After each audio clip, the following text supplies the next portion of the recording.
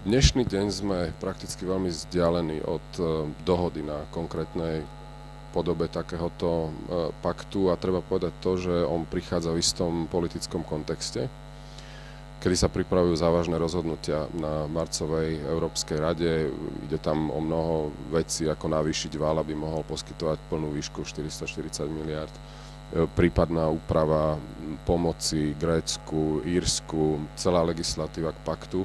No a myslím, že sa vytvára isté politické momentum, ktoré zjavne chcú najmä Nemecko a Francúzsko využiť na to, aby sme popri sprísnenom dohľade vo fiškálnej oblasti, tak ako sme o tom hovorili, sa čestne pozreli aj na mnohé ďalšie oblasti, ktoré sú vo výsostnej kompetencii členských štátov, či už ide o sociálnu oblasť, penzijné systémy, daňovú oblasť, jednoducho tie oblasti, ktoré sú v kompetencii štátov, ale nie je žiadnych pochyb, že majú priamy vplyv na dlhodobú udržateľnosť verejných financií.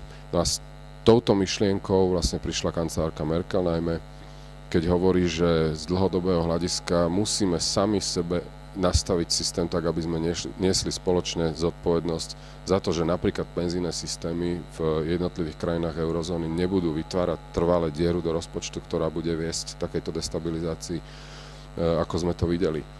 Pokiaľ ide o konkrétne oblasti, ako som povedal, o nich sa stále hovorí. Pre nás je zatiaľ, tak povediac, červenou zónou, ktorú vláda Slovenskej republiky nechce prekročiť, otázka harmonizácií daní. Ale aj tam mám pocit, že je pochopenie v tom, že proste nemôže sa urobiť systém, tak povediac, one size fits all, teda to našité na všetkých bez zohľadnenia špecifík. A posledná vec, že v čom by to mohlo zohrať pozitívnu úlohu.